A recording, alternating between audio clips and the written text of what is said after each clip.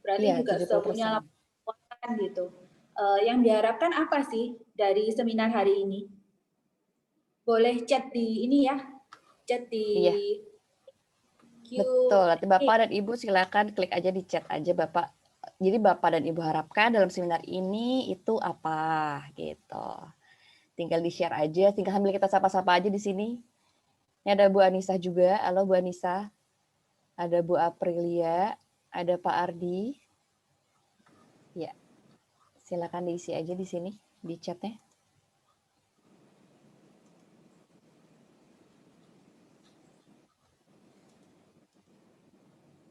Pada malu Bu kayaknya Bu. Oh ya, oke. Karena Iya. gini, oke deh kalau gitu. Saya akan mulai ya. Beberapa dari UKM yang datang ke tempat kami itu kebingungan gimana memiliki laporan keuangan.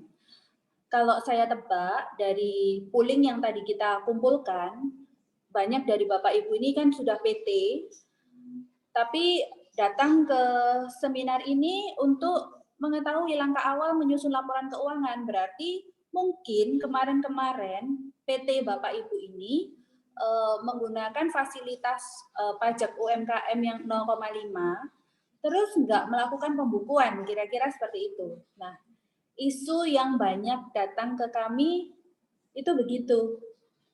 Jadi dia sudah PT, selama ini UMKM, nah siap-siap nih. Untuk PT kan cuma boleh 3 tahun aja menggunakan fasilitas pajak 0,5%. Setelah itu dia harus menggunakan PPh 25, kan gitu ya. Oke. Kalau PT ini sudah berjalan, oke, saya baca dulu ya. Ya, thank you sudah dijawab Pak Yosua Handoyo. Harapannya bisa menyusun laporan keuangan yang standar, mengetahui COA yang tepat untuk perusahaan, serta mengalokasikan pengeluaran atau biaya dan pendapatan ke akun yang tepat. Lalu dari Bu Sonia, agar pelaporan keuangan lebih rapi dan lebih paham terkait pelaporan PPh 25. Oke, thank you jawabannya. Ya, sesuai dengan yang saya prediksi. Jadi begini Bapak Ibu, pada saat PT itu berdiri, sebenarnya Bapak Ibu punya kewajiban untuk menyusun laporan keuangan. Tapi banyak sekali dari para UKM itu tidak melakukannya karena berasumsi atau mungkin juga mendapat advice kalau UMKM nggak perlu bikin laporan keuangan. Yang penting dari omset berapa, bayar setengah persennya untuk PPh-nya selesai gitu. Nah, padahal kalau kita cermati di Undang-Undang PT itu dia memberikan satu kewajiban bagi PT itu untuk memiliki laporan keuangan gitu. Nah, lalu bagaimana sudah terlanjur 3 tahun berjalan, laporan keuangannya belum ada. Mungkin itu yang banyak menggelitik Bapak Ibu yang hadir hari ini gitu. Nah, kita boleh ke slide berikutnya. Oke. Bapak Ibu tidak ada pilihan lain selain mengumpulkan seluruh data transaksi lama sejak PT Bapak Ibu berdiri, lalu menggolongkan pencatatannya dan mulai menyusun laporan keuangannya. Itu tidak bisa dilakukan di saat ini, saat Bapak Ibu harus sudah nggak bisa lagi pakai PPh UMKM, harus menghitung PPh 25, terus baru disusun sekarang, itu nggak bisa. Jadi Bapak Ibu harus kembali ke 3 tahun yang lalu, menyusun laporan keuangan 3 tahun lalu, kemudian di carry forward sampai ke kondisi hari ini. Nah, pasti kalau data pembelian, kalau data penjualan pasti Bapak Ibu masih punya kan, karena kan dari catatan pembayaran PPh setengah persen itu pasti Bapak Ibu kolek gitu. Masalahnya adalah biayanya saya udah nggak tahu kemana Bu gitu ya. Terus kemudian mungkin data pembelian juga saya nggak nyimpen gitu.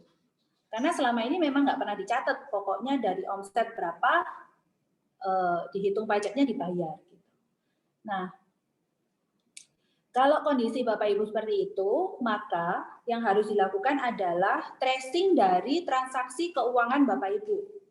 Entah itu bank, entah itu catatan kas, entah itu catatan apapun yang masih tersisa, silakan dikumpulkan, lalu kemudian dikelompokkan. Pengelompokannya simpel-simpel aja. Yang pertama, kelompokkan transaksi penjualan. Lalu kemudian kelompokkan transaksi pembelian. Kemudian kelompokkan transaksi biaya. Lalu kelompokkan transaksi aset. Aset itu apa? Kira-kira aset itu ya kas atau saldo akhir dari banknya pada tahun itu, atau mungkin pada tahun itu membeli investasi peralatan-peralatan untuk usaha, misalkan mesin-mesin atau misalkan sepeda motor untuk pengiriman dan sebagainya, itu harus dicatat secara terpisah terlebih dahulu. Nah, setelah Bapak Ibu menemukan data ini, walaupun dengan sedikit estimasi pendekatan, kalau transaksi bukti transaksinya sudah nggak ada gitu, ya itu harus dilakukan di tahun pada saat PT ini berdiri. Kenapa harus pada saat PT ini berdiri? Karena di dalam komponen laporan keuangan dan neraca perpajakan itu komponen neracanya ini kan nyambung dari PT berdiri hingga kondisi saat ini dan akan ditarik ke tahun-tahun yang akan mendatang, kira-kira seperti itu. Nah, seringkali UKM itu mikirnya simpel-simpel aja. Pokoknya saya punya kewajiban pajak, saya bayar pajaknya, selesai, gitu. Tapi pada saat ternyata masa untuk menikmati fasilitas UMKM ini selesai, kelimpungan. Karena kewajiban untuk mencatat keuangan yang seharusnya ada ini diabaikan. Nah, maka dari itu Bapak Ibu sekarang punya PR, masih ada waktu kan laporan SPT badan kan sampai April. Sekarang mulai dikolek data-datanya. Paling enggak dari transaksi keuangannya dikumpulin gitu. Nah, kalau misalkan Bapak Ibu sudah menggunakan jurnal, itu ada fitur yang sangat amazing dari jurnal itu, dia bisa tarik laporan transaksi keuangan dari beberapa bank yang sudah bekerja sama ya. Itu sangat-sangat memudahkan. Ya, nanti Bapak Ibu bisa bisa ngobrol lebih lanjut lah tentang fitur jurnal gimana. Oke, kira-kira seperti itu. Nah, pasti banyak yang bertanya gini, kalau misalkan saya tetap nggak bisa nih menyusun laporan keuangan dari tahun-tahun yang lama, terus gimana gitu kan? Mungkin kalau laporan keuangan saja, laporan laba rugi, itu bisa dilakukan di tahun sekarang ini. Kalau kemarin-kemarin Bapak Ibu nggak lakukan, Bapak Ibu mau susun laporan laba ruginya untuk yang tahun ini aja, itu nggak ada masalah. Gitu. Tapi Bapak Ibu ingat, di dalam komponen pelaporan pajak itu juga kita harus menyertakan neraca. Di mana neraca ini adalah akumulasi dari nilai-nilai aktiva, nilai-nilai laba yang sudah kita miliki dari tahun sejak perusahaan ini berdiri hingga saat ini. Jadi banyak UMKM itu saya kepingin pajak saya nggak masalah gitu.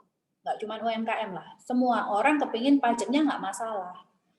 Nah, supaya perpajakannya itu tidak ada masalah, sebenarnya prinsip dasarnya itu cuma satu, yaitu memiliki laporan keuangan yang benar gitu. Memiliki pencatatan data transaksi yang lengkap. Cuman itu aja. Kalau misalkan Bapak Ibu tidak memiliki pencatatan keuangan yang lengkap, bagaimana bisa menghitung pajak dan menyajikan pelaporan pajak yang benar? Kan nggak mungkin gitu. Ya. Jadi ini ada sedikit panduan apa-apa aja yang perlu dicatat ya kan? Dari penjualan, pembelian, stok, kemudian catatan biaya, terus pembayaran pajak, Lalu Bapak Ibu bisa mengetahui laba usahanya berapa. Setelah itu melakukan pencatatan aset yang dibeli, inventory setiap tahun. Jangan lupa dihitung penyusutannya. Ini lagi penyusutan nggak bisa dihitung pada saat ini aja. Bapak Ibu harus hitung sejak pertama kali PT ini berdiri atau pada saat pertama kali aset itu dibeli. Sebab kaidah dari perhitungan penyusutan secara accounting dan secara perpajakan itu berbeda. Nanti harus kita lakukan namanya rekonsiliasi fiskal. Guna memiliki laporan keuangan laba rugi secara fiskal yang nanti digunakan untuk menghitung PPh 25-nya itu berapa. Kira-kira seperti itu. Nah, saya berikan sedikit gambaran ya, kalau misalkan kita ini menggunakan jurnal ya. Itu apa saja sih dari study case ini kira-kira ya. Kita ambil study case, ada usaha minuman kopi kekinian gitu ya. Ini harusnya periodenya Januari Desember 2020 ya. Supaya kita nanti bisa simulasikan di dalam laporan keuangannya dan juga perpajakannya. Nah, kira-kira transaksinya seperti ini. Jadi dicatat penjualannya, kemudian rincian pembelian bahannya, totalnya berapa, nanti laba kotornya bisa diketahui ya dari penjualan dikurangi total pembelian. Lalu biaya-biaya operasionalnya berapa, dituliskan, maka nanti kita akan mendapatkan laba dari usaha ini berapa. Nah, tadi kan ada Pak Handoyo ya, tadi Pak Yosua Handoyo itu mungkin memiliki kesulitan untuk menentukan COA yang tepat untuk perusahaannya itu seperti apa gitu ya. Kalau COA itu sebenarnya kita kalau di accounting itu ada standarnya ya Pak Yosua ya. Nah, tapi di dalam fiturnya jurnal itu sudah dipasang standar-standarnya sesuai dengan kaidah SAK yang berlaku, nanti tinggal ditambahkan aja sub transaction-nya itu apa gitu. Ya. Lalu kemudian bagaimana mengalokasikan pengeluaran biaya ke akun-akun yang tepat, itu sebenarnya mesti paham dulu apakah biaya ini termasuk dalam HPP ataukah biaya ini adalah biaya dari usahanya gitu. Kalau dia adalah masuk dalam HPP, harga pokok penjualan, harga pokok pendapatan, berarti itu adalah pembelian-pembelian dari barang yang kita jual kembali atau bahan-bahan yang menciptakan suatu produk gitu. Itu kita kategorikan sebagai harga pokok penjualan. Ya. Sedangkan untuk biaya-biaya penunjang seperti biaya iklan, kemudian biaya kantor, biaya gaji pegawai, sewa, misalkan sewa tempatnya atau dan lain-lain ya, itu kita kategorikan sebagai biaya operasional atau biaya umum dan administrasi. Biasanya orang-orang menyebutnya seperti itu. Nah, penggolongannya seperti itu aja, simple. Jadi kalau itu adalah barang yang kita beli untuk kita jual kembali, berarti barang itu dikategorikan sebagai HPP, ya, harga pokok penjualan gitu. Terus kemudian kalau bahan-bahan barang yang kita beli ini kemudian nanti diracik menjadi satu produk yang kemudian dijual, berarti dia masuk ke kategori HPP. Jadi dia mempengaruhi secara langsung terhadap transaksi penjualan kita. Nah, yang penunjang yang mensupport untuk penjualan itu terjadi, itu berarti masuknya ke kategori biaya operasional. Ya, semoga ini cukup menjawab ya bagi Bapak Ibu ya. Ya oke. Jadi di dalam laporan keuangan itu sebenarnya ada 3 komponen penting yang Bapak Ibu perlu untuk pahami dan ketahui. Yang pertama itu adalah laba rugi, yang kedua itu adalah neraca, yang ketiga itu adalah laporan arus kas, gitu ya. Nah, untuk di fitur jurnal sendiri, kalau kita melakukan pencatatan atas transaksi pembelian, penjualan, biaya, dan sebagainya, itu kita hanya lakukan penginputan transaksi satu kali aja. Setelah itu sistem akan mengenerate laporannya dan nanti bisa kita unduh secara Excel atau secara PDF, kira-kira seperti itu. Nah, untuk lebih jelasnya mungkin bisa dibantu diputarkan video yang sudah disiapkan ya. Baik, Bu. Oke. Ya, thank you.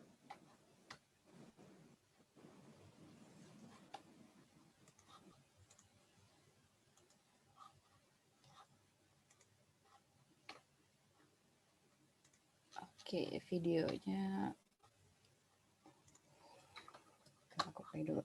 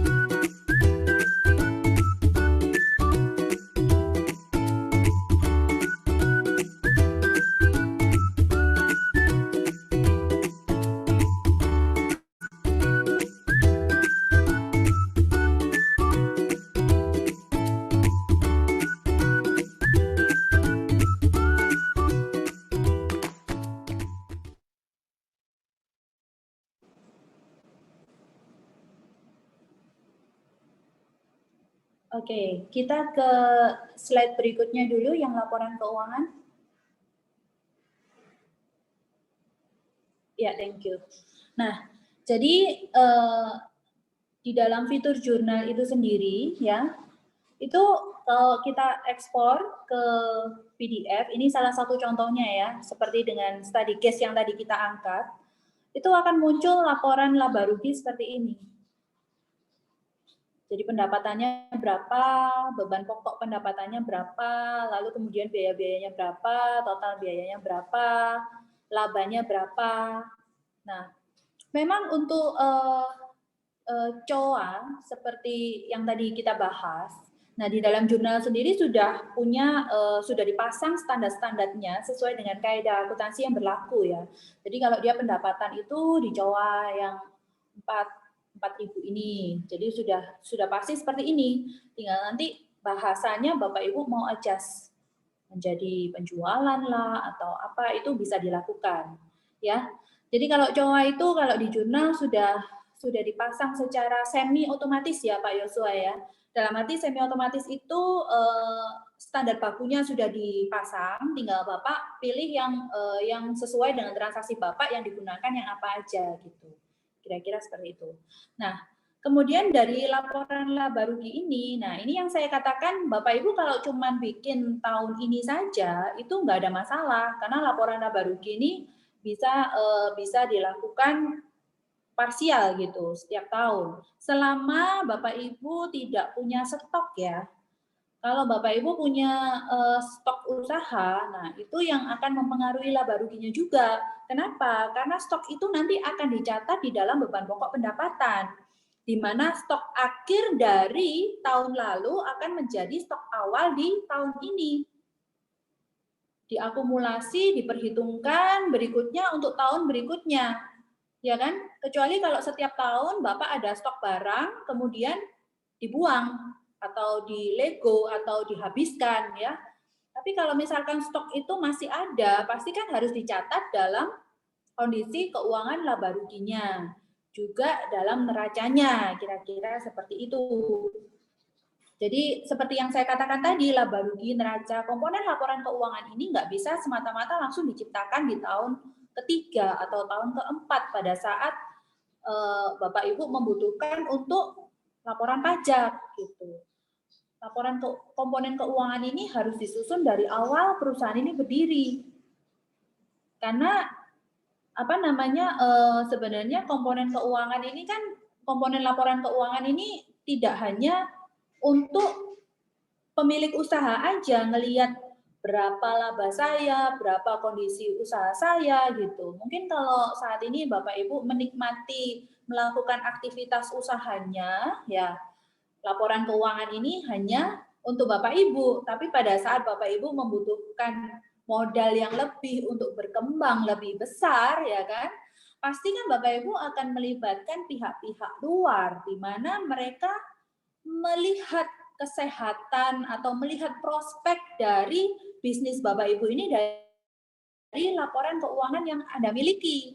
Gitu. Misalkan Bapak Ibu mau mencari investor atau misalkan Bapak Ibu mencari tambahan modal dari kredit perbankan atau misalkan Bapak Ibu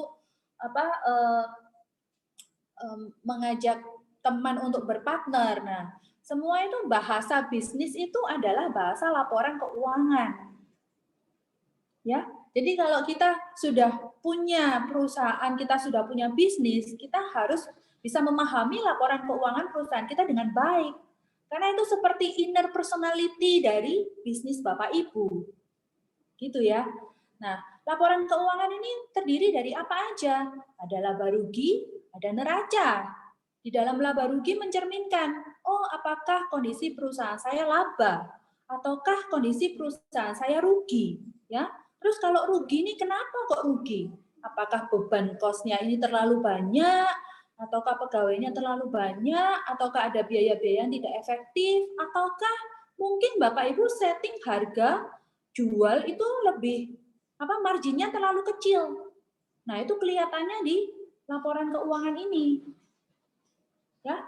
Setelah Bapak Ibu memiliki laporan keuangan, lalu Bapak Ibu harus juga mencatatnya ke dalam neraca. Nah, bisa di slide back ya, thank you. Nah, di komponen neraca ini itu menggambarkan kekayaan dan kesehatan lah dari suatu perusahaan. Jadi apakah perusahaan ini sehat ataukah perusahaan ini kelihatannya kelihatannya outletnya di mana-mana. Tapi ternyata setelah dilihat dari neracanya hutangnya lebih besar daripada modal juga yang dimilikinya gitu. Modal dan keuntungannya kecil-kecil aja, tapi hutangnya gede banget sehingga penampakan dari usaha ini kelihatannya wow gitu ya. Emang nggak ada ininya, nggak ada marginnya gitu. Nah biasanya investor ataupun perbankan itu pasti menggunakan neraca sebagai acuan apakah mereka itu mau memberikan kredit atau tidak, mau berinvestasi atau tidak. Karena kesehatan pertumbuhan dari perusahaan Bapak Ibu itu tercermin di dalam neraca ini tadi. Makanya kenapa neraca ini harus dibuat sejak perusahaan ini berdiri. Sebab track record dari neraca ini, year to year dari neraca ini, itu menggambarkan apakah perusahaan ini bertumbuhnya itu seperti apa. Apakah sehat, ataukah masif, ataukah bagaimana. Nah itu kacamata investor itu biasanya mereka punya penilaian sendiri-sendiri. Gitu. Ya. Jadi penting sekali Bapak Ibu memiliki komponen laporan keuangan. Oke, yang berikutnya kita ke laporan arus kas. Nah, kenapa laporan arus kas ini juga penting? Bapak Ibu kadang-kadang seringkali banyak perusahaan gini, dia kejar omset aja karena target. Apa namanya di target untuk omsetnya itu harus sekian supaya dapat bonus dan sebagainya misalkan. Nah, ternyata pada saat dia jual banyak customer-nya itu yang bayarnya nanti aja. Besar berarti cash flow arus kas yang masuk ke dalam perusahaan itu kan tidak sebanding dengan pendapatannya. Jadi laporan laba ruginya bisa jadi dia laba, tapi di laporan arus kasnya ini dia bisa jadi dia minus. Minus berarti apa? Terlalu banyak piutang, terlalu banyak cash flow-nya itu nggak bisa berputar dari pendapatan ke bayar supplier, biaya dan sebagainya, tapi harus ngambil kocek sendiri lagi untuk nambah modal terus-terusan gitu. Ya. Nah, kalau kondisi usahanya Bapak Ibu seperti itu berarti secara cash flow perusahaan Bapak Ibu nggak sehat gitu. Harus mulai dilihat, diintip apa yang membuat tidak sehat. Apakah Bapak Ibu punya mindset bisnis yang nggak pas gitu, ataukah Bapak Ibu merasa iya gimana lagi yang beli teman-teman sendiri gitu kan, nggak bisa terlalu maksa bayarnya harus begini begitu. Nah itu perlu lebih belajar gitu, karena kalau enggak nanti alih-alih usahanya berkembang malah Bapak Ibu nggak punya nafas yang cukup panjang untuk usaha ini tetap hidup ya. Dan kita nggak kepingin kalau sudah semua kalau sudah bikin PT itu kan maunya PT-nya nanti terus berkembang tambah besar kan seperti itu ya. Nggak ada yang buka usaha lalu kemudian cita-citanya 5 tahun aja saya tutup kan nggak ada. Kalau bisa 5 tahun lagi saya progresnya kemana, 10 tahun lagi progresnya kemana kan gitu ya. Apalagi sekarang ini di masa pandemi seperti ini, walaupun banyak yang slow down, semua ekonomi terpuruk, tapi sebenarnya begitu banyak peluang juga tercipta bagi Bapak Ibu yang mungkin masih baru memasuki dunia usaha itu pasti bisa melihat begitu banyak peluang. Yang dulu-dulu Bapak Ibu nggak bisa masuk karena sudah dikuasai oleh incumbent. Saat ini mungkin ada peluang yang bisa didisrupt kecil-kecil gitu ya, yang ternyata juga saya lihat dari beberapa bisnis yang tumbuh itu menjadi satu bisnis yang juga bagus gitu. Kira-kira seperti itu ya Bapak Ibu. Kalau ada pertanyaan bisa chat di Q&A, nanti saya akan jawab secara personal atau nanti pada saat sesi tanya jawab bisa raise hand ya. Oke, kita melangkah ke slide berikutnya. Oh ya, ini juga di info dari jurnal ya, ternyata jurnal ini sudah bisa mensupport penjualan dari marketplace. Jadi sekarang ini kan sudah eranya teknologi ya, kayaknya semua orang ini yang dulu tokonya cuma offline sudah pindah offline dan online. Itu sudah satu keharusan lah, bukan lagi pilihan. Kalau mungkin 2-3 tahun yang lalu ya punya toko online itu adalah pilihan. Kalau hari ini itu sudah bukan pilihan lagi. Kalau kita mau keep surviving, kita harus eksis di offline maupun di online gitu ya. Nah, 2 marketplace terbesar di Indonesia kita tahu sendiri yaitu Shopee dan Tokopedia ya. Itu ternyata sudah disupport oleh jurnal. Jadi kalau Bapak Ibu menggunakan fitur jurnal, atas transaksi yang di Tokopedia dan di Shopee itu nanti bisa ditarik datanya langsung masuk ke sistem back office-nya jurnal dan laba ruginya bisa langsung memperhitungkan seperti itu. Ini sangat memudahkan sekali ya. Jadi kalau kemarin-kemarin kita masih harus input lagi manual gitu kan, atau kita harus pivot lagi data. Nah sekarang ini sudah difasilitasi secara otomatis oleh jurnal, luar biasa. Ya oke, kita bisa beranjak ke slide berikutnya. Oke. Sekarang kita masuk ke pembicaraan persiapan menyusun laporan pajak. Nah, Bapak Ibu, di dalam menyusun laporan pajak itu sebenarnya itu adalah step akhir daripada proses bisnis yang Bapak Ibu lalui gitu ya. Jadi kalau kita ini sudah punya perusahaan, itu menyusun laporan pajak itu kan menjadi satu kewajiban rutin yang harus dilakukan. Kita ini kayak kalau saya ini mau bikin laporan pajak gitu. Nah, sebenarnya yang hari ini saya siapkan ini kan untuk UMKM perorangan gitu. Tapi karena banyak yang PT, saya coba adjusting ya dengan kebutuhan PT. Gitu. Nah, kalau Bapak Ibu menyusun laporan pajak itu bagi PT, CV ya, badan usaha gitu. Yang pertama itu adalah selesaikan dulu laporan keuangannya. Jadi komponen laba rugi dan komponen neraca itu selesaikan dulu. Kalau Bapak Ibu tidak bisa menyelesaikan 2 komponen itu akan sulit membuat laporan pajak gitu. Kecuali Bapak Ibu masih dalam kategori UMKM, masih belum 3 tahun ya kan, kalau PT 3 tahun, kalau CV 4 tahun. Nah, Bapak Ibu mengabaikan penyusunan laporan keuangan, ya sudah gunakan omset, kemudian lapor hanya berdasarkan omset tanpa lampiran yang lain gitu.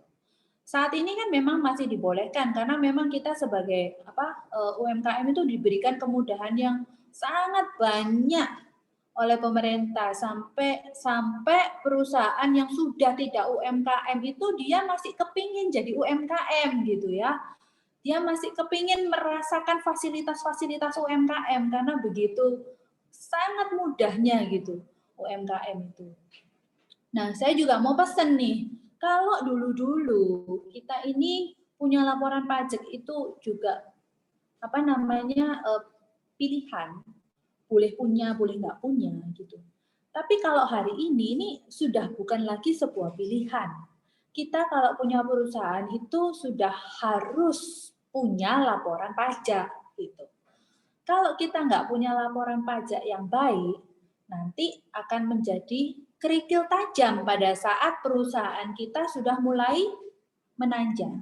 Pada saat kita mulai keuntungan mulai bagus, ya kan, mulai hidup usahanya dan mulai marketnya mulai besar. Nah, kerikil tajam ini nanti bisa menjegal dan menggerus laba yang pada saat itu sudah Bapak Ibu harusnya nikmati gitu. Makanya kalau menurut saya selalu ngomong sama UMKM yang datang itu, sebenarnya menyusun laporan keuangan itu adalah habit ya. Kalau kita menerapkan habit itu sejak awal kita memiliki usaha walaupun kecil-kecil, kita sudah membangun habit mencatat, habit menyusun laporan keuangan, itu pada saat perusahaan kita nanti menjadi besar, kita nggak akan kesulitan lagi.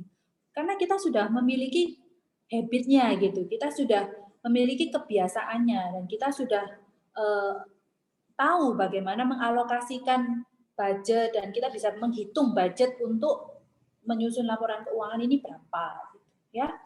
Nah, walaupun Bapak Ibu perusahaan PT gitu ya, yang pertama harus diperhatikan itu adalah komponen investasinya terlebih dahulu.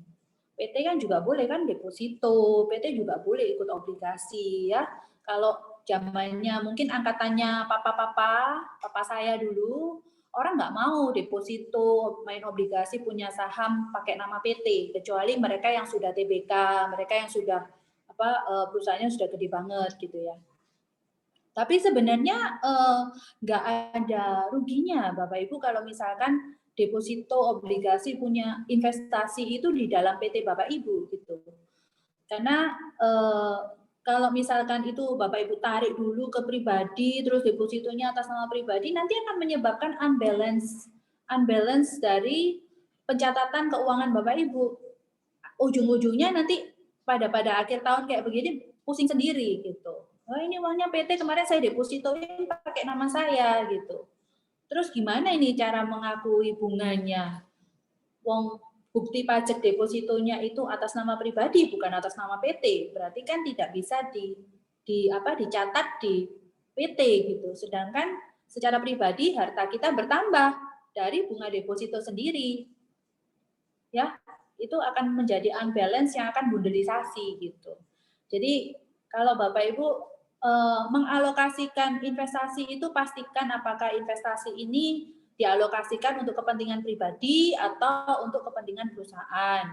Kalau memang itu untuk kepentingan perusahaan, ya gunakanlah nama perusahaan. Kalau memang itu untuk kepentingan pribadi, boleh gunakan nama pribadi, tapi mekanisme perpindahan dari dana yang ada dalam perusahaan ke pribadi ini seperti misalkan pembagian dividen atau penarikan saham itu harus dilakukan sesuai dengan kaedahnya. Kira-kira gitu ya. Nah, kalau Bapak Ibu yang masih UMKM-nya di perorangan ya kan, jangan lupa dicatat dulu. Karena sekarang ini penggolongan dari investasi ini kan sudah diberi kode-kode tersendiri ya. Jangan salah catat. Karena ternyata itu menjadi masalah pada saat sekarang ini pajak itu mendapatkan data dari mana-mana ya. Jadi dari perbankan dan sebagainya. Nah, ada beberapa orang yang merasa kayak deposito sama tabungan kan sama, pajaknya juga sama, ya kan. Akhirnya kode pencatatan hartanya itu dimasukkan semua ke tabungan. Nah, ternyata itu bisa dipermasalahkan karena beda kode ya. Jadi Bapak Ibu kalau menyusun laporan investasi, laporan harta dan kewajiban itu perhatikan kode-kodenya. Kalau memang sudah disiapkan kodenya, ya masukkan, golongkan sesuai dengan kodenya, nggak usah dirubah-rubah. Nanti malah menimbulkan menimbulkan masalah, dipanggil-panggil ke kantor pajak, ya kan? Nggak nyaman lah seperti itu ya. Oke, boleh kan slide berikutnya? Nah, lalu sekarang ini ya kan, setelah pasca TA itu memang kan data perbankan itu sudah bukan lagi data yang terlalu rahasia gitu ya. Jadi memang kita ini diminta untuk melaporkan kekayaan kita, termasuk salah satunya itu adalah saldo yang ada di bank kita. Nah, sekarang pun bank-bank sudah memfasilitasi nasabahnya dengan menyiapkan portofolio akhir tahun yang bisa digunakan untuk membantu mempermudah pelaporan pajaknya. Bapak Ibu tinggal datang ke bank-banknya, terus kemudian ngisi form, nanti akan dicetakkan portofolio. Nah, apa yang ada di dalam portofolio perbankan itu adalah aset yang seharusnya kita laporkan di dalam laporan pajak. Kalau itu adalah kepemilikan aset, ya laporkan di kolom harta. Kalau itu adalah kewajiban, utang-utang, itu laporkan di kolom kewajiban, seperti itu. Ya, supaya nggak miss, baiknya ambil aja portofolio dari perbankan. Karena kalau nyatetin sendiri nanti rempong kan gitu. Kalau dari bank itu enak kok, dia sudah keluarkan saldo akhirnya, lalu bunga yang kita terima setahun itu berapa, pajaknya berapa, kita tinggal pindahin aja ke form-form dari SPT-nya gitu ya. Boleh next slide-nya. Nah, oke. Lalu kemudian kumpulkan dokumen pendukung ya. Dokumen pendukung itu seperti laporan dari omset tiap bulannya itu tadi, lalu kemudian SSP pembayarannya.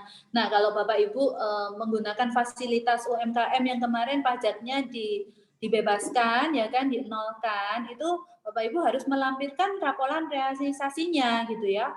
Jadi hati-hati bagi Bapak Ibu yang menggunakan fasilitas PPh-nya kemarin nol, terus nggak bikin laporan realisasi, nanti bisa ditagih plus denda gitu ya. Jadi di dalam perpajakan itu, kalau misalkan ada satu fasilitas diberikan, Bapak Ibu harus kritis dengan terms and condition-nya. Jadi selalu akan ada syarat dan ketentuan berlaku, kan kayak begitu. Kita kalau di departemen store aja begitu ya, apalagi di perpajakan. Nggak kalah lah, nggak kalah modern gitu. Nah, terms and condition ini harus kita penuhi, karena kalau tidak, berarti fasilitas itu akan dibatalkan. Nah, kalau fasilitas dibatalkan, berarti yang semula dibebaskan menjadi terhutang. Nah, karena terhutang dan Bapak Ibu baru bayar sekarang, berarti terlambat kan, plus denda keterlambatan pembayaran. Ya, jadi sebenarnya kalau pajak itu prinsip yang mereka gunakan itu jika kita patuh, kita bayar sesuai pokok, maka dendanya itu ada bunga dan denda administrasi. Malah Oke, kemudian hitung pajak dari investasi yang dilakukan. Karena Bapak Ibu mungkin kan melakukan investasi itu kan macam-macam ya. Kalau final-final ya harus digolongkan saham-saham sendiri, deposito sendiri, tabungan sendiri, kemudian sesuai dengan apa yang sudah disiapkan di kolom-kolomnya ya, uang sewa mungkin dan sebagainya. Nah, teksnya itu berapa? Nah, kalau dari portofolio bank itu kan enak, kita tinggal pindahin aja. Terus dari laporan investasi itu biasanya juga ada, kita tinggal pindahin di jumlah terus dipindahin aja gitu. Ya, terus kemudian dari dari PPh sewa. Nah, kalau PPh sewa ini siapa yang sewa gitu. Kalau adalah perusahaan, berarti Bapak Ibu mestinya dapat bukti potong dari perusahaan yang menyewa. Nah, kalau Bapak Ibu perorangan yang menyewa juga perorangan, berarti Bapak Ibu harus setor sendiri yang dilampirkan nanti SSP pembayarannya. Kira-kira seperti itu ya. Nah, terus yang terakhir adalah mencatat saldo akhir hutang. Hutang itu ya termasuk KPR, KKB, kartu kredit,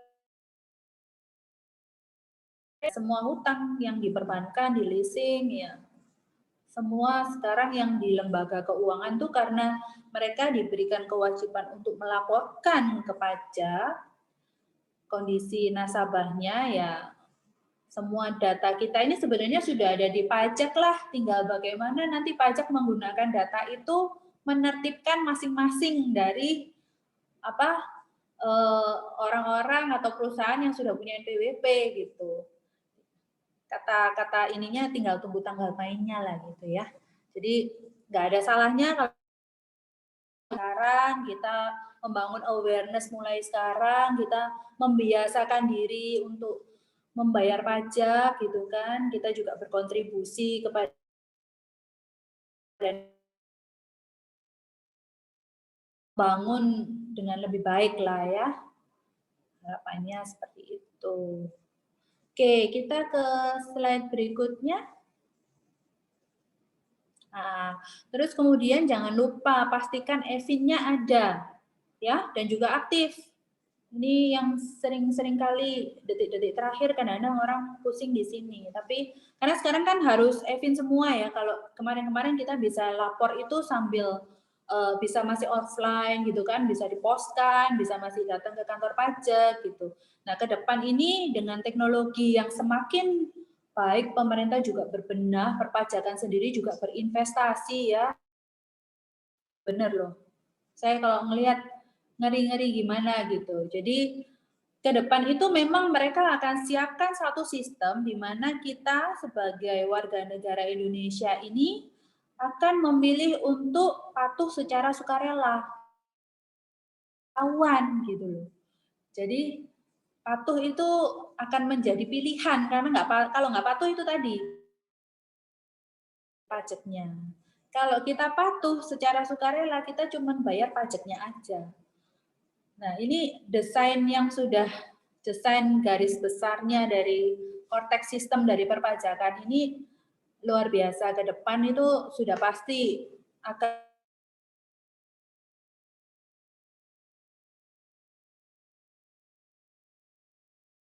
saya mau pesan nih, ini harus Anda-Anda yang sudah mungkin lama atau baru bermain di marketplace, silakan untuk mulai berbenah. Sebab ini dalam waktu yang tidak lama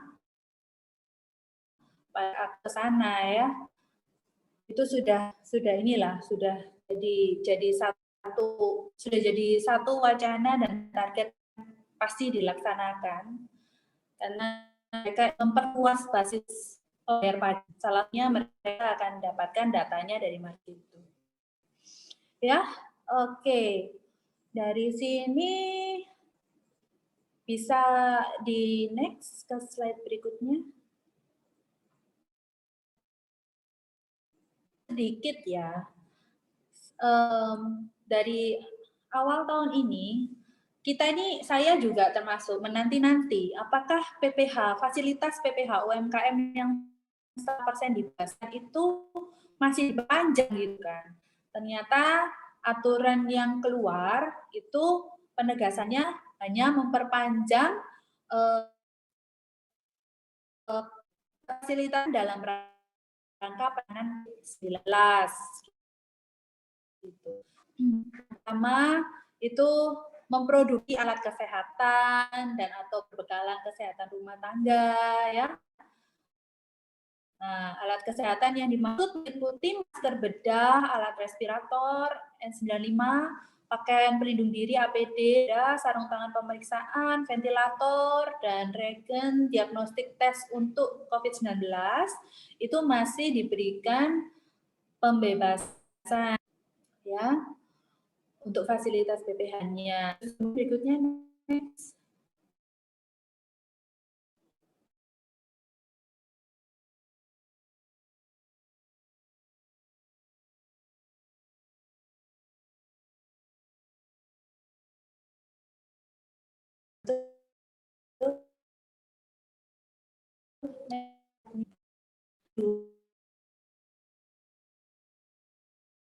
Yang empat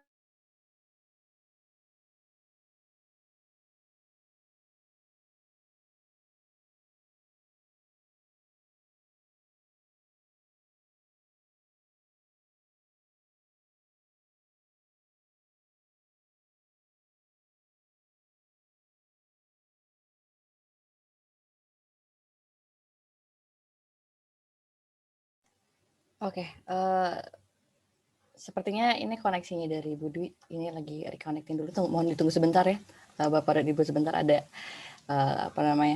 problem di masalah koneksi. Oke, Bu Dwi sudah masuk kembali.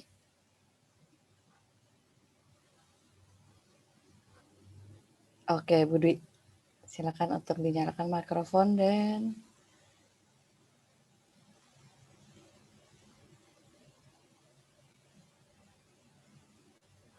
Oke, sambil menunggu Bu Dwi, nanti untuk Bapak dan Ibu, bagi yang untuk mau bertanya, silakan isi di kolom Q&A ya.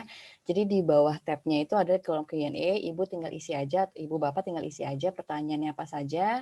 Nanti setelah dari materi yang akan dibawakan oleh Bu Dwi akan mencoba untuk menjawab satu-satu dari pertanyaan Bapak dan Ibu. Begitu. Atau misalnya Bapak dan Ibu ada yang mau bertanya secara live, secara langsung, ngobrol langsung dengan Bu Dwi, silakan klik tombol raise your hand atau raise hand agar nanti saya bantu untuk nyalakan mikrofon Bapak dan Ibu supaya nanti bisa langsung bicara dengan Ibu Dwi. Oke, Bu Dwi sudah siap?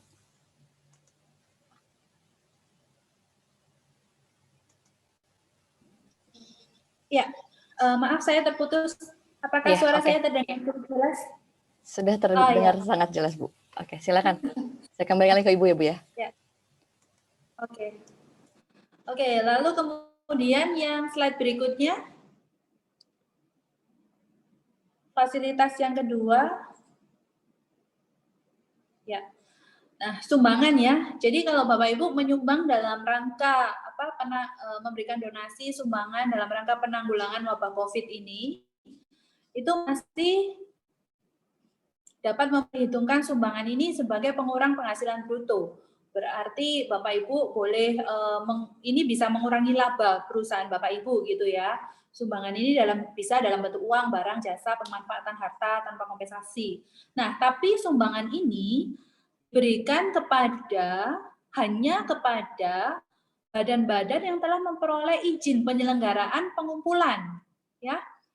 Jadi kalau misalkan Bapak Ibu sama teman-teman kemudian menggalang dana untuk menyumbang gitu ya, membelikan masker berdus-dus gitu. Nah, itu bagi perusahaan yang memberi sumbangan atau orang yang memberikan sumbangan ke Bapak Ibu itu nggak bisa dibiayai, arti untuk mengurangi laba dari perusahaan mereka itu nggak bisa gitu. Karena Bapak Ibu tidak memiliki izin. Ya, kalau Bapak Ibu menyumbang ke lembaga-lembaga yang memiliki izin, itu baru boleh digunakan untuk mengurangi laba usaha dari perusahaan Bapak Ibu. Kira-kira begitu ya. Jadi ini cermat juga kalau menyumbang dan juga membiayakan. Ya, ya yang berikutnya, please, ya. Oke, lalu bagi tenaga kesehatan, termasuk dokter, perawat gitu ya, biasanya kan PPh-nya itu kan seperti karyawan biasa ya, itu kan dikenakan PPh 5-30% gitu. Nah, pada tahun ini masih diperpanjang PPh-nya sebesar 0%. Ya, bisa di next slide-nya. Oke, yang terakhir ini adalah kalau Bapak Ibu memiliki gedung yang kemudian nanti disewa oleh pemerintah untuk tempat karantina atau untuk misalkan untuk rumah sakit darurat dan sebagainya. Nah, itu Bapak Ibu biasanya akan menerima uang sewa kan dari Pemda setempat. Nah, itu diberikan fasilitas PPh-nya 0%. Biasanya kan 10% untuk PPh sewa gitu. Nah, ini masih dikenakan PPh 0%. Jadi Bapak Ibu kalau misalkan punya gedung mau disewa oleh Pemda setempat atau pemerintah pusat digunakan untuk karantina COVID, nah Bapak Ibu menerima kompensasi itu bebas pajak gitu. Ya, jadi teks update yang saya berikan ini aja. Tadi saya ada melihat ada chat di Q&A, tapi karena saya terputus ini terhilang.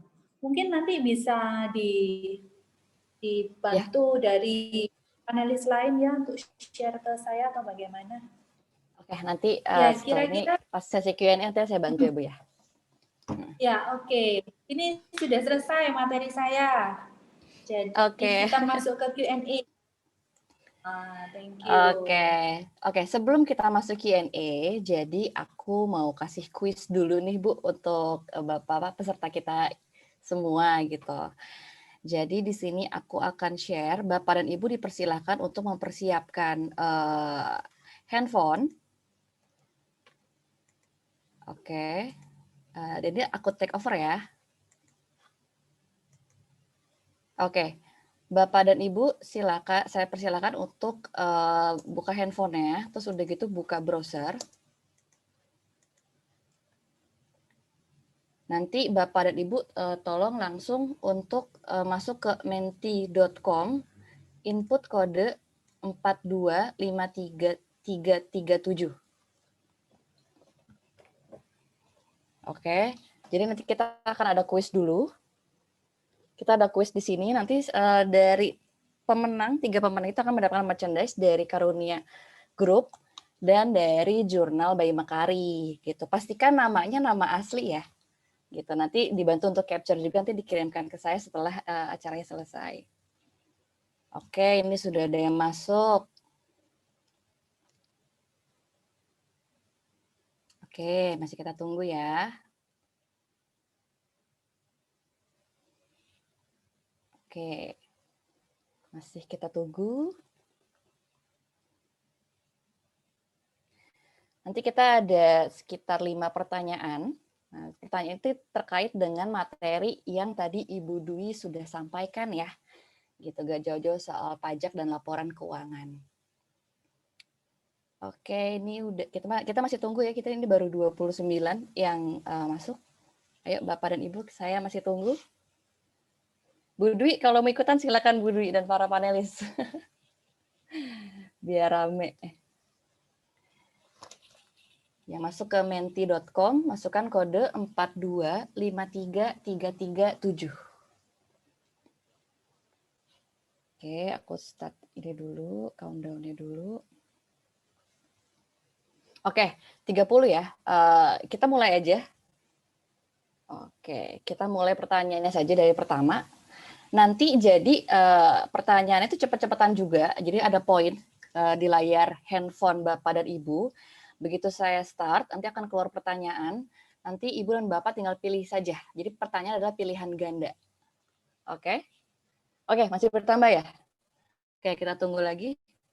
Oke, kita tunggu.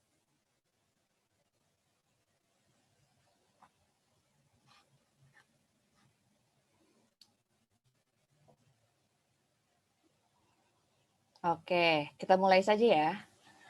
Pertanyaan pertama, kita mulai. Lihat di layar handphone Bapak dan Ibu. Apa jabatan dari Bu Dwi? Ini adalah pertanyaan sampel dulu ya. Oke. 7, 6, 5, 4, 3, 2, 1. Kita lihat jawabannya. Oke, 25 orang jawab benar ya. Berarti semua tadi memperhatikan jabatan Bu Dwi itu adalah CEO dari Karunia Group. Oke. Lanjut, pertanyaan kedua. Oke, pertanyaan serius ya. Oke, kita lihat leaderboard ya. Yang pertama siapa? Oke, Pak Yosua. Oke. Lanjut, pertanyaan kedua. Pertanyaan kedua, siap-siap Bapak dan Ibu. Hal yang meliputi penjualan, pembelian, hitung stok akhir tahun, catatan biaya usaha, pembayar pajak disebut. Ayo, tadi yang memperhatikan Ibu Dwi, silakan dijawab.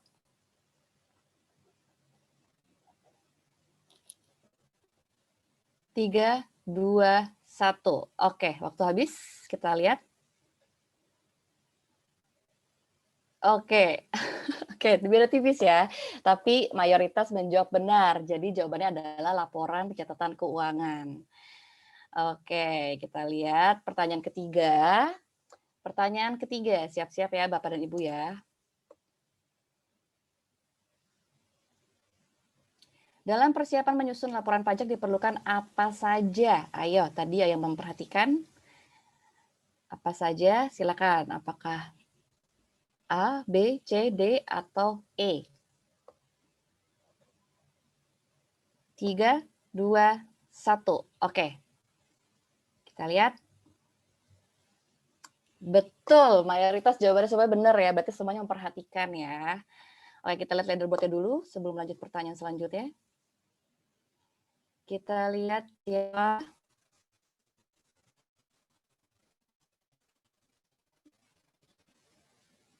Oke, yang pertama pertanyaan ketiga ini Ibu Riantika ya. Masih ada pertanyaan 2 lagi, kita lanjut pertanyaan selanjutnya. Oke, siap-siap ya.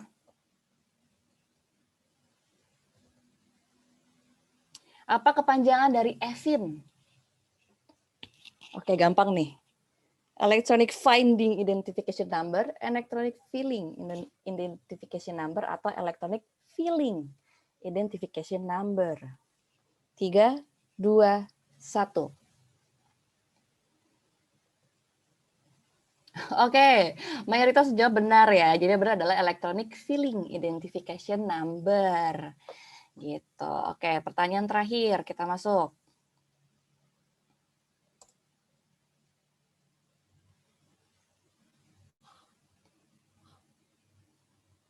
Apa fasilitas PPH yang masa berlakunya diperpanjang dalam rangka penanganan COVID-19 tertulis pada tadi yang terakhir tuh, slide terakhir. Di PMK nomor berapa dan tahun berapa?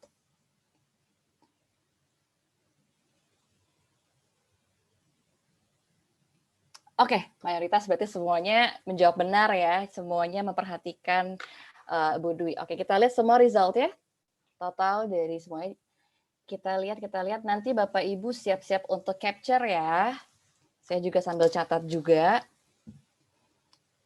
Oke, yang pertama Pak Oka, selamat Pak Oka akan mendapatkan merchandise dari Karunia dan dari jurnal. Kemudian ada Ibu Yolanda juga. Bu Yolanda juga mendapatkan merchandise dari Karunia Group dan dari jurnal Bayi Makari. Kemudian yang ketiga ada Ibu Sheila. Nah, untuk Pak Oka, Pak Yolanda, dan Ibu Sheila, nanti dimohon untuk di-capture ininya ya, layar handphone-nya, supaya nanti aku bisa bantu untuk validasinya. Oke, itu aja dari aku. Nah, sekarang kita masuk ke sesi pertanyaan. Oke, kita masuk ke sesi pertanyaan. Bu Dwi, oke. Pertanyaan, ini ada pertanyaan dari Pak Yoshua, Bu. Bagaimana mengubah laporan keuangan internal menjadi laporan keuangan pajak? Karena saya pernah mendapatkan surat imbauan bahwa ada beberapa biaya di laporan keuangan internal yang terkena koreksi fiskal negatif. Padahal menurut kami pengeluaran tersebut memang kami keluarkan untuk biaya perusahaan dan semua ada notanya. Terima kasih Pak Yoshua atas pertanyaan. Silahkan Ibu Dwi. Iya, jadi begini, memang secara perpajakan itu mereka mengatur biaya-biaya apa saja yang boleh dibebankan dan biaya-biaya apa yang harus dikoreksi 50% atau biaya-biaya yang memang tidak boleh dibebankan gitu. Nah, dasar dari koreksi fiskal ini adalah aturan-aturan dalam Peraturan Menteri Keuangan. Nah, kalau kita akumulasi, sebenarnya ada beberapa prinsip dasar. Prinsip dasar yang pertama itu adalah biaya yang tidak boleh dibebankan, pastinya biaya yang digunakan oleh direksi untuk kepentingan pribadi yang terkamuflase menjadi kepentingan perusahaan. Gitu. Misalkan gini, perusahaan menunjuk direkturnya untuk menghadiri pameran di negara China dalam rangka pengembangan produk gitu ya dari perusahaan itu sendiri. Nah, kemudian pada saat dia pergi, dia bawa istrinya nih, pergi berdua gitu kan. Nah, istrinya bukan sebagai pegawai atau bukan sebagai pejabat apapun di dalam perusahaannya dan murni menemani hanya sebagai istri. Lalu dibebankanlah semua dari pengeluaran selama mereka berada di China, menghadiri ini itu, terus kemudian termasuk liburan dan lain-lainnya ke dalam laporan keuangan. Pastilah akan dikoreksi secara fiskal karena tidak memenuhi syarat 3M, yaitu biaya yang digunakan untuk mendapatkan penghasilan, untuk memelihara penghasilan, dan untuk memperoleh, memelihara, dan mendapatkan. Gitu. Jadi Kira-kira prinsip dasarnya seperti itu. Lalu kemudian banyak juga dari pengusaha yang membeli mobil mewah misalkan, diatasnamakan PT. Maka dari itu dari Peraturan Menteri Keuangan mengatur bahwa untuk mobil tertentu tidak boleh dibebankan penyusutannya sebagai biaya dari perusahaan. Karena ditengarai bahwa mobil itu tidak digunakan untuk menunjang kegiatan usaha, tapi memang untuk kepentingan pribadi dari pemilik usahanya yang terkamuflase jadi aset, seolah-olah menambah aset perusahaan, sebenarnya adalah kekayaan dari direksinya, kira-kira seperti itu. Nah, prinsip dasarnya itu hanya begitu, Pak. Tapi poin-poinnya seperti apa itu diatur lebih detail di PMK yang ada. Jadi mesti didetailkan dulu transaksinya, baru kita kategorikan. Nah, atas selisih-selisih itu yang kita katakan, yang tadi dikatakan adalah koreksi fiskal. Jadi secara laporan keuangan dibebankan, kemudian secara fiskal itu tidak boleh dibebankan, sehingga timbullah laporan keuangan fiskal yang labanya mungkin berbeda dengan laba secara komersial Bapak Ibu, gitu kan. Nah, laba secara komersial dan laba fiskal ini apa fungsinya? Fungsinya adalah laba fiskal ini digunakan untuk menghitung pajak yang harus Bapak Ibu bayar. Jadi dasarnya bukan dari laba komersial, melainkan dari laba fiskal. Ya, kira-kira seperti itu, semoga menjawab ya Pak Yosua ya. Oke, terima kasih Bu Dwi. Oke, paling kita coba pertanyaan selanjutnya Bu ya. Ini ada dari Bilal Visa Bilillah. Terkait laporan realisasi subsidi pajak COVID yang lalu, paling lambat pelaporannya kapan ya? Dokumen yang disiapkan apa saja, sama untuk dilaporkan menyeluruh selama setahun, baik itu pajak yang sudah dibayar plus pajak subsidi, atau cukup yang dilaporkan hanya yang pajak subsidi 0 saja. Silakan Bu Dwi dibantu untuk dijawab. Ini maksudnya yang pajak UMKM ya? Betul. Oh iya, betul. Jadi gini, pada saat fasilitas PPh UMKM itu diberikan, itu sudah diberikan syarat melaporkan laporan realisasi setiap bulannya. Jadi Bapak Ibu harusnya sudah melaporkan atas realisasi itu pada bulan-bulan berjalan kemarin. Kalau pengajuannya April, ya sejak April itu memberikan laporan realisasi. Kalau pengajuannya baru Juni, ya sejak Juni itu memberikan laporan realisasi. Nah, kalau Bapak Ibu kemarin tidak membayar pajaknya, lalu juga tidak melaporkan realisasinya, berarti bisa dibatalkan itu fasilitasnya. Ya. Berarti Bapak Ibu tidak memenuhi kualifikasi mendapatkan fasilitas PPh dibebaskan. Berarti pajaknya bisa ditagih dan plus denda gitu. Oke, terima kasih Bu Dwi. Oke, pertanyaannya kita hold dulu, nanti kita masuk ke sesi iklan dulu. Nanti setelah itu kita baru masuk ke sesi tanya jawab kedua. Sekarang Bu Dwi, silakan Bu Dwi untuk istirahat terlebih dahulu. Ini untuk tempatnya saya ambil alih dulu ya Bu ya. Oke, Dinda bisa dibantu untuk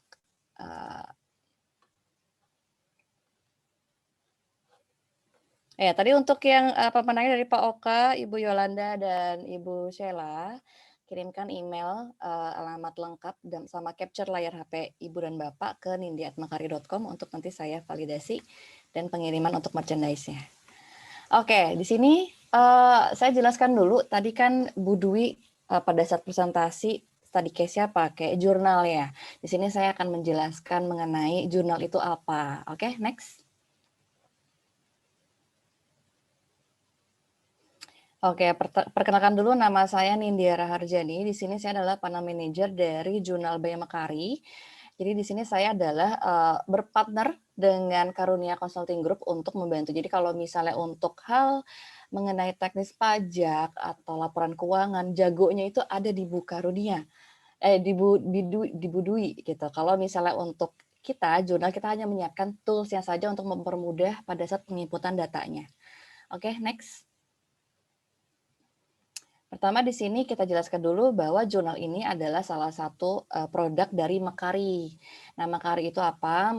Mekari merupakan platform bisnis berbasis cloud yang memberikan solusi terbaik bagi perusahaan Indonesia. Jadi kita ada banyak produk ya, ada jurnal, ada Talenta, Klik Pajak, sampai Sliker. Nah, di sini kita fokus untuk yang software accounting-nya, itu namanya produknya adalah jurnal. Oke, next. Sini saya akan mengutip kutipan dari The New York Times yang mengatakan bahwa you cannot be in control of your business if you don't know what is going on. Jadi Bapak dan Ibu untuk mengetahui bisnisnya itu growth-nya seperti apa, pencapaiannya seperti apa bisa dilihat dari angka dari laporan keuangan. Kayak gitu. Oke, next. Nah, di sini kita lihat dari bookkeeping evolutions dulu bahwa sebelumnya kita ke belakang dulu, sebelumnya ada software itu kita pada saat bikin laporan itu manual base ya. Jadi kita pakai paper base, secara manual kita tulis, kemudian juga ada yang namanya keluar juga Microsoft Excel, pakai rumus-rumus tapi tetap manual atau spreadsheet. Kemudian ada sempat software juga yang offline harus kita download, itu offline accounting software. Kemudian di tahun 2014 itu sudah mulai booming software-software yang berbasis cloud. Nah, di sini maka terbitlah ada yang namanya cloud-based accounting software, yaitu jurnal. Next. Oke, di sini kita ambil survei dulu. Ada 2 survei yang saya kutip dari Frost & Sullivan sama Harvard Business Review Analytics Services. Yang kalau dari Frost & Sullivan mengatakan bahwa perusahaan yang melakukan investasi pada teknologi dapat meningkatkan produktivitas bisnis hingga 400%. Di artikel ini saya membaca bahwa pada saat perusahaan itu menginvestasikan sistem duit untuk sistem di perusahaannya, maka nanti fokus dari BOD-nya itu lebih ke bagaimana cara growth-nya. Gitu. Dari sistem itu hanya dapat membantu Bapak dan Ibu untuk menganalisis sejauh mana perkembangannya, sejauh mana dapat diimitigasikan perkembangan dari company-company yang Bapak dan Ibu miliki. Kemudian 74% bisnis merasa cloud computing memberikan banyak dampak positif bagi bisnisnya. Karena mempermudah ya, karena bisa diakses di mana saja, bisa ngeliat laporannya secara real time. Terus udah gitu juga user friendly, jadi kayak bisa mempermudah lah jadinya. Oke, next. Jurnal, saya jelaskan mengenai sejarahnya. Jurnal juga ya. Jurnal merupakan software akuntansi nomor 1 di Indonesia. Nomor 1 ini kita anggap sebagai kita adalah pionir sistem software accounting yang berbasis cloud di Indonesia. Gitu. Jadi kita berdiri di tahun 2014. Jadi udah hampir 6 tahun ya. Udah 6 tahun berarti, udah 6 tahun.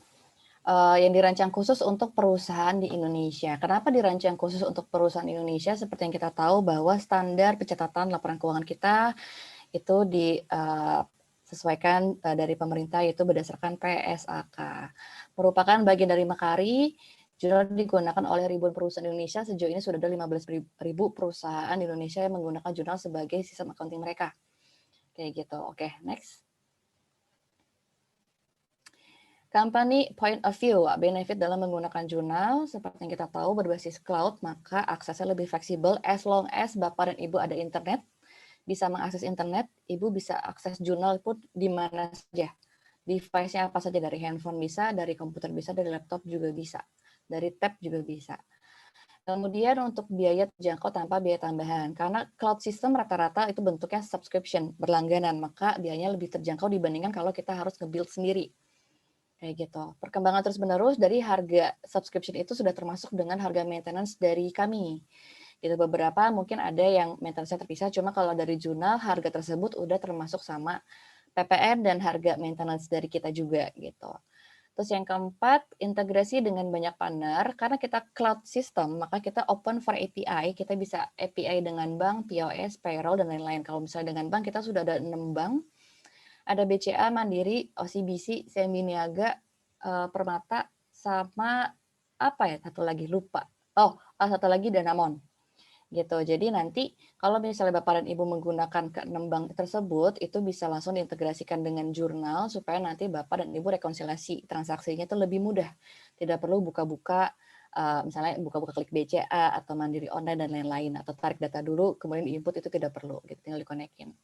Kemudian Bapak dan Ibu kalau misalnya bergerak di restoran yang menggunakan point of sales atau mesin kasir, itu bisa dikonekin langsung ke jurnal untuk back end-nya.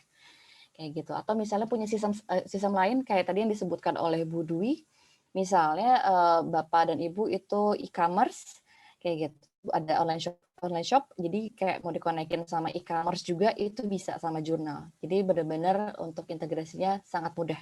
Kita open for API. Untuk support tanggap dan implement gratis, untuk masalah support tanggapnya nanti kita ada live chat juga. Jadi kalau misalnya Bapak live chat, itu langsung akan dibalas juga sama tim kita juga secara live, langsung.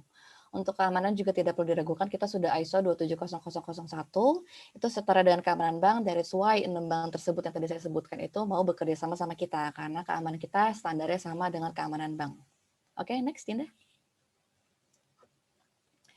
Untuk industri yang bisa menggunakan jurnal, semua industri bisa, jadi kita terdiri dari banyak paket ya, nanti setelah ini mungkin saya akan jelaskan paketnya apa saja.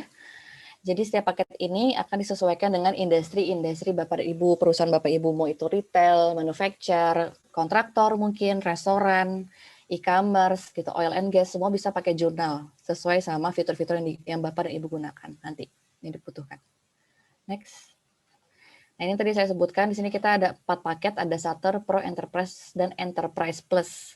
Semuanya dibedakan, harganya beda, 199.000, cuma kita kan annual base, jadi nanti tinggal dikali 12 aja.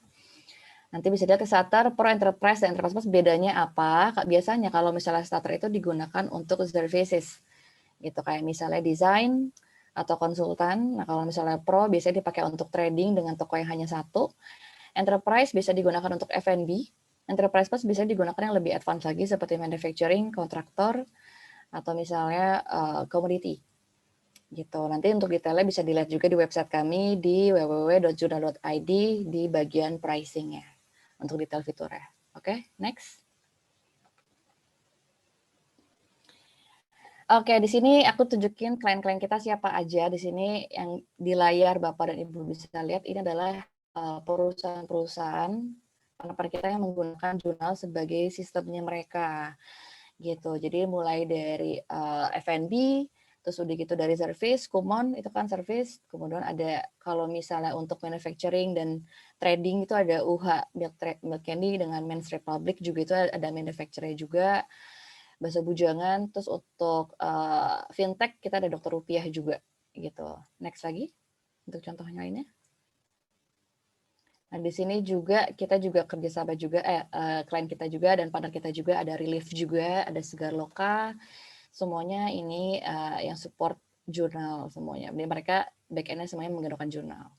Oke, next langsung ke ininya. Nah, jadi seperti yang kita tahu, tadi aku udah mention juga bahwa jurnal ini kita bekerja sama juga partnership dengan Karunia Consulting. Jadi Karunia Consulting adalah official partner, authorized partner dari Jurnal Bay Makari. Nah, jadi kita berikan promo juga untuk Bapak dan Ibu yang belum menggunakan jurnal, mau coba-coba jurnal itu seperti apa.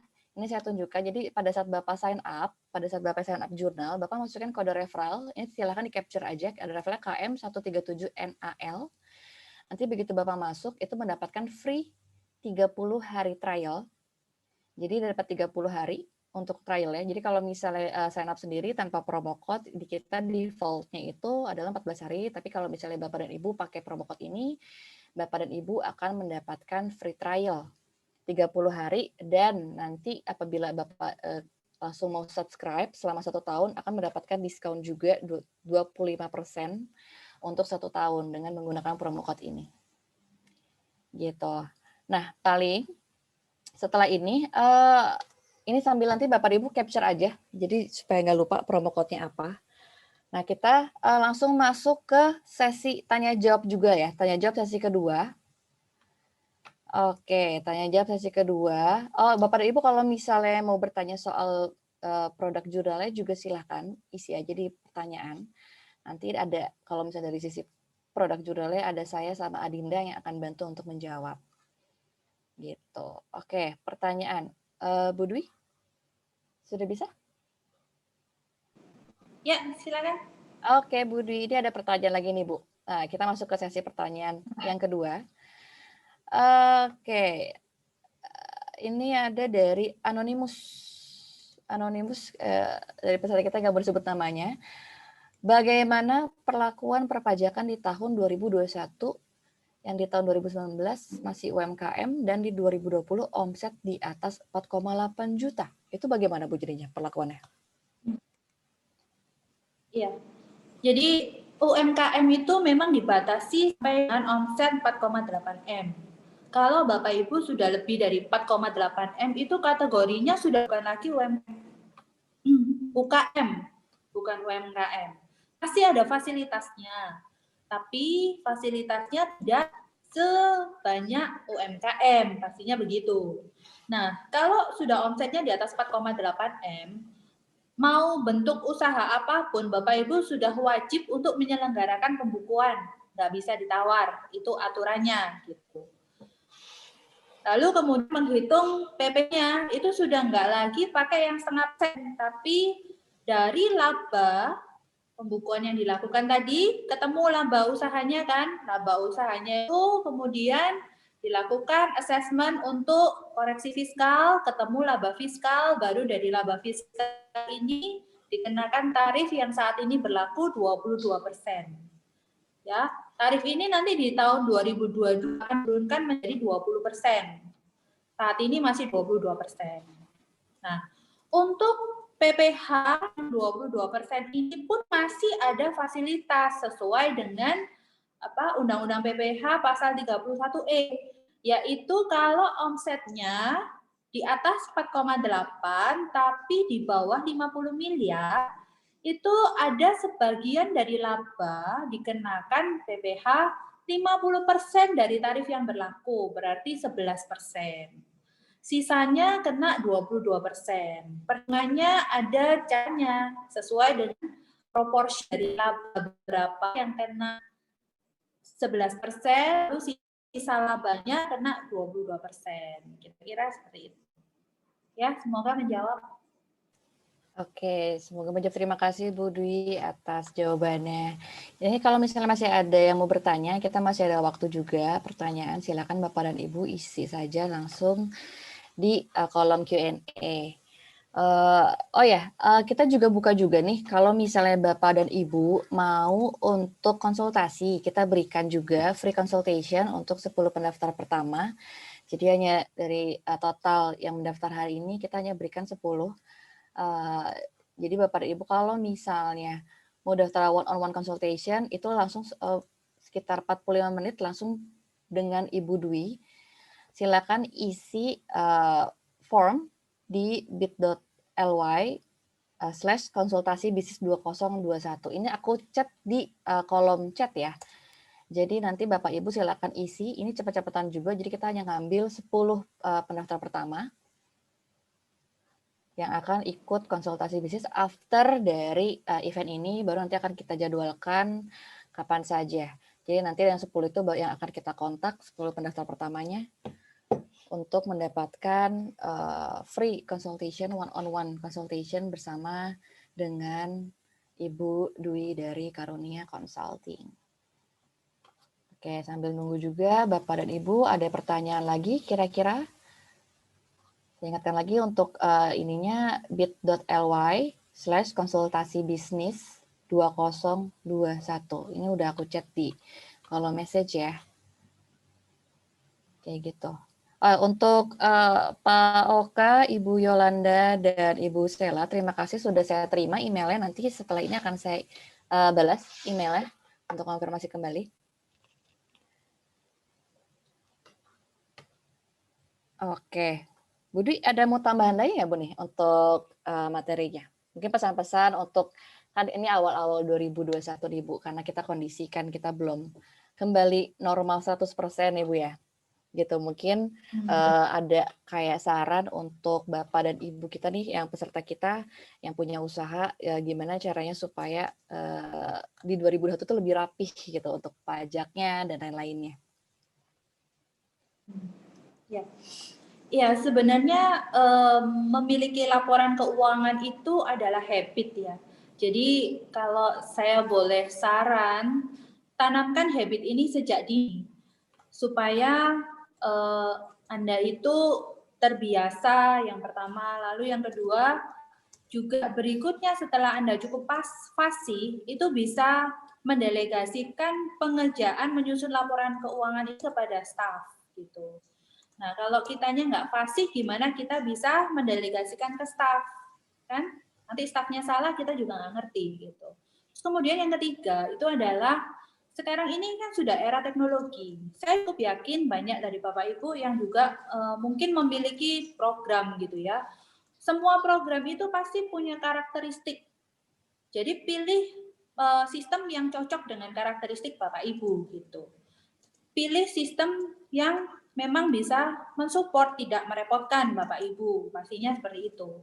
Nah, semua sistem itu pasti punya kelebihan dan kelemahan. Jadi jangan hanya melihat kelemahannya, tapi juga lihat kelebihannya. Satu dengan yang lain itu pasti nggak sama. Kalau kita bicara sistem desktop dengan sistem cloud, semua punya kelebihan dan kelemahannya masing-masing gitu. Nah, yang memang fit in dengan kita pilih yang itu. Nah, semoga ke depan Bapak Ibu sudah memiliki laporan keuangan yang cukup baik agar tidak bermasalah dan memiliki kerikil tajam di kemudian hari. Alih-alih nanti bisa menjatuhkan efek domino gitu ya. Karena kalau biasanya itu laporan pajak itu salah itu bisa carry backward and carry forward gitu. Dan pemeriksaan pajak itu nggak mungkin sekarang tahun 2021 Bapak Ibu diperiksa 2021. Mereka bisa periksa 5 tahun mundur. Itu hak dari Direktorat Jenderal untuk melakukan pemeriksaan 5 tahun ke belakang. Gitu. Jadi kalau misalkan Bapak Ibu bertobatnya baru di 21 atau 2020, resiko dari tahun-tahun sebelumnya 5 tahun ke belakang dari sekarang ini masih kerikil tajam. Nah, pilihannya adalah mulai dirapikan sejak dini atau kalau nanti ada masalah ya sudah dapat jackpot gitu. Nah, semoga tipsnya cukup membantu dan semoga acara hari ini bisa lebih membangun awareness Bapak Ibu untuk pentingnya memiliki laporan keuangan dan tidak ada laporan pajak yang benar tanpa dasar laporan keuangan yang baik. Itu sudah pasti.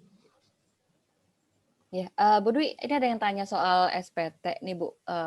Kira-kira Ibu mau ngasih satu terakhir untuk ngasih share contoh untuk SPT-nya tidak Bu?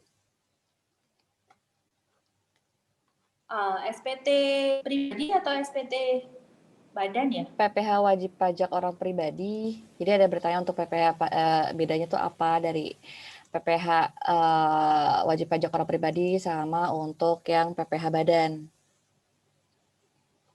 Oh, pastinya formnya juga sudah beda ya.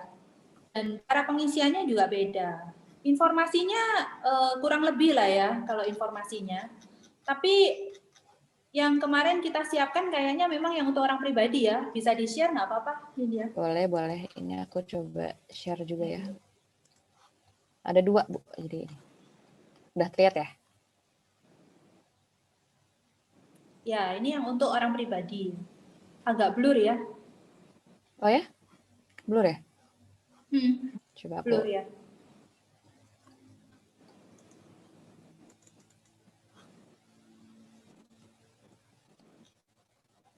Masih blur ya? Nah, bagi yang UMKM ya. Iya, di tempat saya blur sih.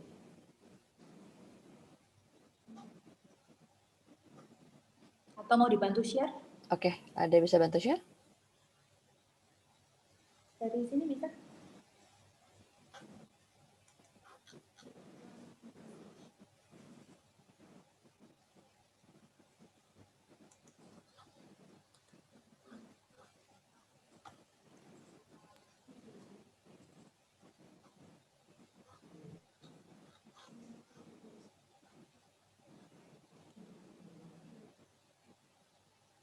Yang 1770 ini.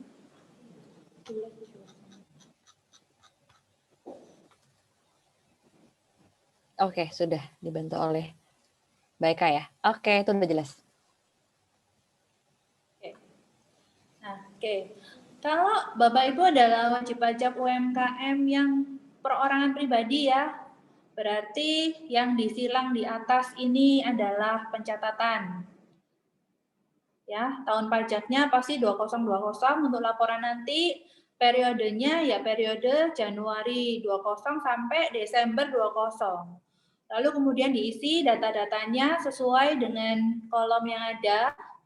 KLU-nya juga sesuai dengan yang didaftar di NPWP ya. Lalu status kewajiban perpajakan suami istrinya itu kan ada KK, HB, PH, MT. Nah, kalau suami istri punya NPWP masing-masing yang disilang MT. Kalau cerai atau kalau cerai HB. Kalau statusnya adalah memiliki pisah harta PH. Gitu ya. Lalu karena ini pencontohannya adalah UMKM, maka kita scroll down ke bawah.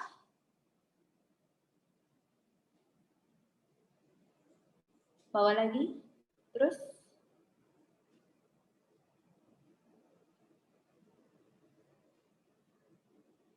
Terus. Lagi. Terus. Lanjut. Terus ke bawah lagi. Ke bawah lagi. Nah, yang diisi adalah yang 1770/3 ini ya. Nah, di contoh ini kebetulan punya deposito yang setahunnya mendapatkan bunga 5.500.000 gitu ya. Lalu sudah dipotong oleh pajak, dipotong bank, pajaknya sudah disetorkan itu 1.100.000. Jadi diisikan di kolom ini. Maka tadi saya bilang lebih gampang kalau Bapak Ibu minta portofolio dari perbankan, tinggal memindahkan aja angkanya ya. Nah, di sini kan juga ada macam-macam, ada bunga diskonto obligasi, penjualan saham di bursa efek, hadiah undian, pesangon, honorarium, pengalian tanah, hak atas tanah dan bangunan, ini jual beli properti ya. Bisa scroll down.